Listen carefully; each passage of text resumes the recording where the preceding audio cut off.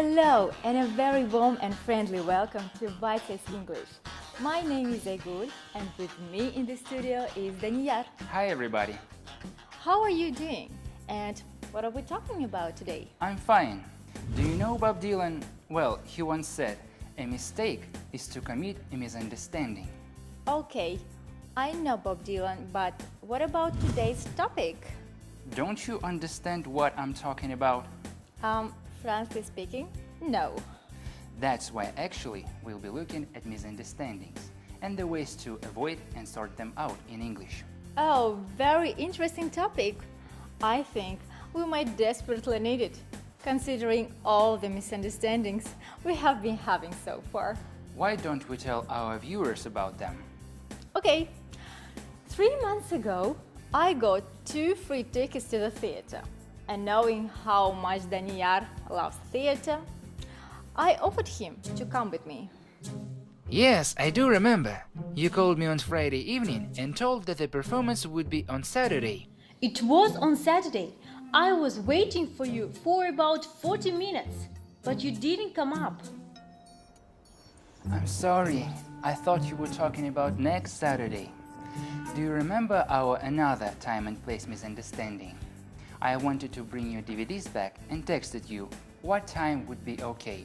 How did you reply? I said, come along at 8. Which I did.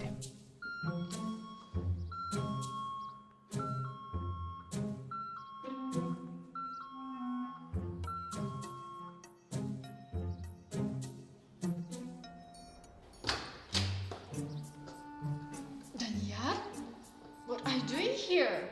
What time is it? It's 8 a.m. Oh, I meant 8 p.m. Sorry. Never mind.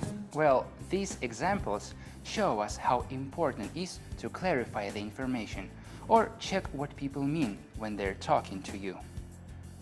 Right, you could have said, what do you mean by 8?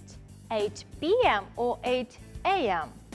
Sorry, I'm not sure if I got it. Are you saying that I come at 8 a.m. or 8 p.m.? Correct me if I'm wrong, but do you mean that I come at 8 in the morning or in the evening? Exactly. But don't worry about that morning. I always get up quite early, and I also brought your DVDs back. In your turn, you could have checked my understanding of the situation, just asking something like, is that clear? Did you get it? Okay. And of course, if you already had a misunderstanding with someone, you have nothing to do but simply apologize. I'm sorry, it seems we must have misunderstood each other. Well, it's all okay on our friendship level.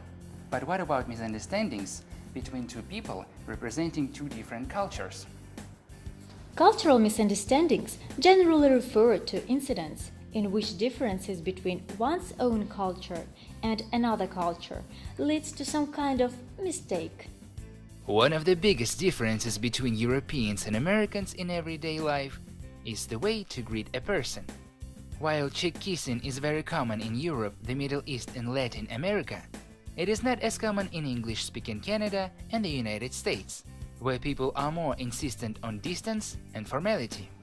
Eye contact is the key factor in setting the tone between two individuals and greatly differs in meaning between cultures.